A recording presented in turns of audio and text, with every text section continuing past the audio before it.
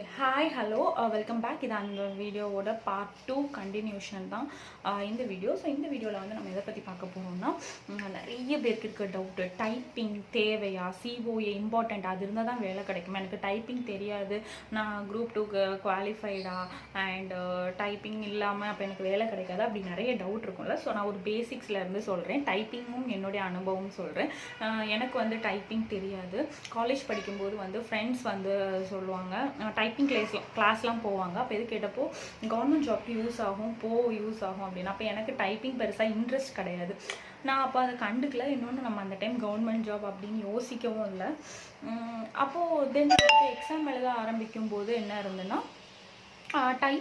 Typist போஸ்ட்டுக்கு தான் typing தேவை, மற்ற போஸ்ட்டுக்கு டைப்பிங் தேவையில்லை.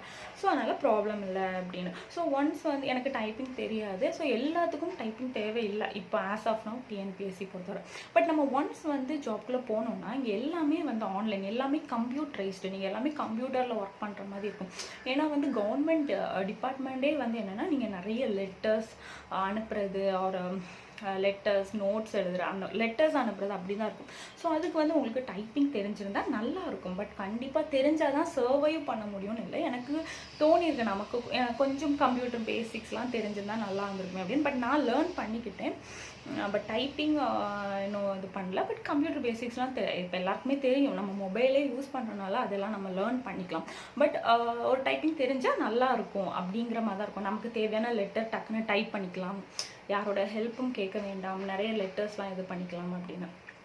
ஸோ இப்போ ரீசெண்டாக வந்து ஒரு அனௌன்ஸ்மெண்ட் பண்ணாங்க. அனௌன்ஸ்மெண்ட்னா இன்னும் வந்து டிஎன்பிஎஸ்சியும் செக்ரட்டரியேட்ஸும் பேசிக்கிட்டு இருக்காங்க, ஓகேவா. இன்னும் எதுவும் அனௌன்ஸ்மெண்ட்டே பண்ணல. பட் நம்ம வந்து அந்த இன்ஃபர்மேஷனை எடுத்துக்கிட்டு இல்லை எப்படி டிஎன்பிஎஸ்சி சொல்லிட்டாங்க அப்படின்னு டவுட் பண்ணிக்கிட்டு இருக்கோம். டிஎன்பிஎஸ்சி செக்ரட்டரியேட்ஸ்குள்ளே என்னென்னா சிஓஏ அப்படின்னு கம்ப்யூட்டர் ஆட்டோமேட்டேஷன் கோர்ஸ். அது வந்து எதுக்குன்னா வந்து கவர்மெண்ட் சர்வன்ட்ஸ்க்கு வந்து இந்த டைப்பிங் பற்றின நாலேஜ், அதை பற்றி டைப்பிங் அண்ட் கம்ப்யூட்டர் பற்றி பேசிக்ஸ் தெரிஞ்சுக்கிறதுக்கான உள்ள ஒரு கோர்ஸ்.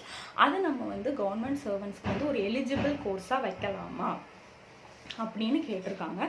அது வந்து இன்னும் ஆலோசனை போய்கிட்டு இருக்கு, இவ்வளோதான், வேறு எதுவுமே இல்லை. வைக்கலாமா அப்படின்னு. சரி, அப்போ இப்படி ஒரு கொஸ்டின் வந்தாலே ஆட்டோமேட்டிக்காக டவுட் வந்துடும், ஒரு வேளை வச்சுட்டாங்கன்னா என்ன பண்ணுறது அப்படின்னு. ஸோ என்னோட பாயிண்ட் ஆஃப் வியூ பொறுத்தவரை கம்ப்யூட்டர் ஆட்டோமேட்டேஷன் ஒரு கோர்ஸுங்கிறது, இது முடித்தா தான் நீங்கள் வந்து ஒரு டிகிரி மாதிரி இது இருந்தால் தான் நீங்கள் இந்த வேலைக்கு அப்ளை பண்ண முடியும்னு கண்டிப்பாக சொல்லவே மாட்டாங்க. மேபி என்ன ஒரு வேலை வைக்கிறதா இருந்ததுன்னா என்ன சொல்லுவாங்கன்னா, நீங்கள் வந்து எக்ஸாம் எழுதுனதுக்கு அப்புறம் வேலை கிடைச்சதுக்கப்புறம் நமக்கு வந்து ப்ரொபேஷன் ஒரு பீரியட், நம்ம வேலைக்கு போனோன்னு ஒரு 1 இயர் வந்து நம்மளை வந்து டெம்பரரி ஸ்டாஃப்ஸாக தான் வைப்பாங்க. ஸோ அந்த 1 இயர் ஒரு இப்போ எனக்கு வந்து 2 இயர்ஸ் ப்ரொபேஷன் பீரியட், 1 இயர் ஒவ்வொரு டிபார்ட்மெண்ட்லேயும் சேஞ்ச் ஆகும். அப்போ அந்த ப்ரொபேஷன் பீரியட்குள்ளே நீங்கள் அந்த சர்டிஃபிகேட் வாங்குங்க அப்படின்னு சொல்லலாம். ஸோ வந்து இது இருந்தால் தான் வேலை கிடைக்கும்னு இல்லை, வேலை கிடைச்சதுக்கு அப்புறம் கூட நீங்கள் வாங்கிக்கலாம். ஸோ அதுக்கேற்ற மாதிரி தான் இருக்கும். ஏன்னா வேலை கிடைச்சதுக்கப்புறம் அதெல்லாம் வாங்கணும்னா வேலை கிடைச்சதுக்கப்புறம் என்ன படிக்க சொன்னாலுமே நம்ம தைரியமாக படிக்கலாமே, அதில் என்ன கஷ்டம். ஸோ அதனால் அது பிரச்சனை இல்லை. ஸோ டைப்பிங் இல்லாதவங்க அதை நினச்சி ஒரி பண்ணிக்க வேண்டாம். டைப்பிங் இருக்கிறவங்களுக்கு அது வந்து ஒரு ஓகே, ஒரு நீங்கள் வேலைக்கு போனதுக்கப்புறம் வச்சுக்கோங்க. முதலே இருக்குன்னா ஓகே ஃபைன். இல்லை இதுவரை நான் எதுவுமே பண்ணலை, டைப்பிங்கே படிக்கலை, எனக்கு டைம் இருக்குது, நான் என்ன பண்ணட்டும் அப்படின்னு கேட்டிங்கன்னா, என்னோட ஐடியா வந்து என்னென்னா, இப்போ வந்து இப்படியெல்லாம் போகுது, ஒருவேளை இன்னும் டிஎன்பிஎஸ்சி கொண்டு வராமல் கூட போகலாம். மேபி குரூப் 1 போஸ்ட் குரூப் 2க்குலாம் வந்து டைப்பிங் தேவையில்லைன்னு கூட சொல்லலாம். பட் எதுனாலும் இப்போ உள்ள சிச்சுவேஷனுக்கு இது நமக்கு தெரிஞ்சால் நமக்கு நல்லா தான் இருக்கும். நம்ம கவர்மெண்ட் ஜாப் தான் அப்படிங்கிறப்போ உங்களுக்கு ஒரு 1 hour டைப்பிங் படிக்க முடியும் அப்படின்னா படிங்க, தப்பில்லை. பட் சில பேருக்கு வந்து டைம் இருக்காது, ஆல்ரெடி ஜாப் போவீங்க, வீட்டில் இருப்பீங்க, டைம் இல்லாதவங்க ஜஸ்ட் இக்னோர் பண்ணிடுங்க. இப்போ வந்து நீங்கள் படிங்க, நமக்கு வேலை கிடைச்சதுக்கப்புறம் தான் தெரியும். இது வந்து என்னோட பாயிண்ட் ஆஃப் வியூ, எனக்கு அப்படி தான் தோணுது. ஃபார் எக்ஸாம்பிள் பார்த்தீங்கன்னா, ரீசெண்டாக ஹைகோர்ட் மெட்ராஸ் ஒரு எக்ஸாம் நடத்துனாங்க. அதில் வந்து சிஓஏ வேணும், ஆனால் என்ன சொன்னாங்கன்னா, வேலை கிடச்சி ப்ரொபேஷன் பீரியடுக்குள்ளே நீங்கள் அதை கிளியர் பண்ணியிருக்கணும் அப்படின்னு சொன்னாங்க. ஸோ அந்த மாதிரி தான் டிஎன்பிஎஸ்சி சொல்லுவாங்களே தவிர, நீங்கள் சிஓஏ இருந்தால் தான் அப்ளையே பண்ண முடியும்னா மேக்ஸிமம் யாருமே அப்ளை பண்ண மாட்டாங்க. அப்படி ஒரு எக்ஸாம் வைக்கிறதே வந்து மாட்டாங்க. வாய்ப்புகள் வந்து 95% கம்மி. ஸோ இது வந்து என்னோட ஒரு அனுமானம், என்னோட ஒரு பாயிண்ட் ஆஃப் வியூ இப்படி இருக்கலாம் அப்படின்னு தோணுது. ஸோ அதனால் இப்போ டைப்பிங் படிக்காதவங்க, படிக்க முடியாதவங்க அதை போட்டு ஸ்ட்ரெஸ் பண்ணிக்காதீங்க. தயவு செஞ்சு சப்ஜெக்டில் கான்சென்ட்ரேட் பண்ணுங்கள். இல்லை எனக்கு டைப்பிங் இல்லை உங்களுக்கு டைம் இருக்குல்ல, ஏதாவது 1 hour வீக்கெண்ட் ஏதாவது படிக்க முடியும்னா தென் கோ ஃபார் இட். ஏன்னா ஃப்யூச்சரில் கேட்குறாங்களோ இல்லையோ, பட் நமக்கு வந்து கவர்மெண்ட் ஆஃபீஸில் அது யூஸ்ஃபுல்லாக தான் இருக்கும். ஸோ இதுதான் வந்து டைப்பிங்கில் என்னுடைய நிலைப்பாடு. இதை நீங்கள் ஃபாலோ பண்ணுங்கள். பட் இன்னும் டிஎன்பிஎஸ்சி அஃபிஷியலாக சொல்லலை, அதையும் மைண்டில் வச்சுக்கோங்க. சிஓஏ ஒன்று இருக்குன்னு இன்னும் டிஎன்பிஎஸ்சி சொல்லலை. இன்னும் அதுக்கான ஆர்டர்ஸோ எதுவுமே வரல. இதெல்லாம் நம்மளே ஆஸ்பிரண்ட்ஸே நம்ம வந்து தேடி தேடி கண்டுபிடிச்சது தான். இன் ஃப்யூச்சர் வந்து சொன்னாலும் வந்து நமக்கு பாதிக்கிற மாதிரி இருக்காது. ரிலேட்டடாக உங்களுக்கு ஒரு ஐடியா கிடச்சிருக்குன்னு நினைக்கிறேன். இது என்னோட பாயிண்ட் ஆஃப் வியூ இப்படி இருக்குது. ஸோ நீங்கள் அதை வந்து அனலைஸ் பண்ணி உங்களுக்குன்னு ஒரு ஒரு தாட் இருக்கும்ல, அதையும் அப்ளை பண்ணி எந்த ஒரு நியூஸ் வந்தாலும் ஒரு பிளண்ட்டாக அப்படி யோசிக்காமல் உங்களோட, இப்போ நான் எப்படி சொல்லிட்டேன் இப்படி இல்லாமல் இப்படியும் இருக்கலாம், அப்போ நம்ம இப்படி பண்ணலாமா அப்படின்னு உங்களோட தாட்டையும் யூஸ் பண்ணி ஒரு டிசிஷன் எடுத்து இது பண்ணுங்கள். What ever maybe. அண்ட் படிக்கிறது வந்து படிச்சுட்டே இருக்கேன். அதில் வந்து எந்த லேகும் பண்ணாதீங்க.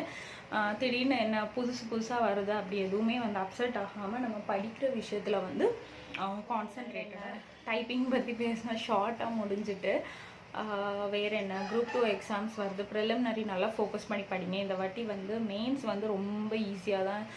மெயின்ஸ் வந்து பெருசாக டிசைடிங் ஃபேக்டர் வந்து நமக்கு திருக்குறள் தான் டிசைடிங் ஃபேக்டராக இருக்கும், அந்த 20 மார்க்ஸ் எஸ்ஸே.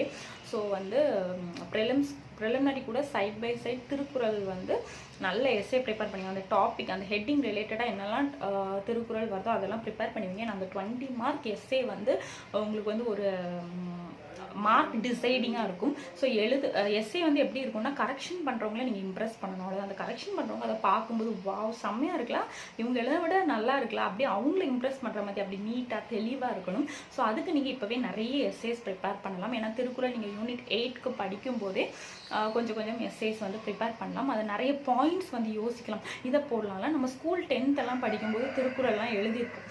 ஸோ இந்த மாதிரி பாயிண்ட்ஸ் போடலாம்ல, திருக்குறள் கோட் பண்ணி இப்படி எழுதலாம்ல அப்படின்னு. ஏன்னா நமக்கு தியரி பார்ட் எதுவுமே இல்லை. குரூப் 2 மெயின்ஸ் பொறுத்தவரை கரண்ட் அஃபேர்ஸோ எதுவுமே இல்லை. தியரி நான் குரூப் 2 மெயின்ஸ் எழுதும்போது அவ்வளோ இருந்து கரண்ட் அஃபேர்ஸ்லாம் ஸ்கீம்ஸ்லாம் அவ்வளோ படிக்க வேண்டியிருந்தது. அது யோசிக்கும் இந்த வாட்டி குரூப் 2 மெயின்ஸ் ரொம்ப ஈஸி.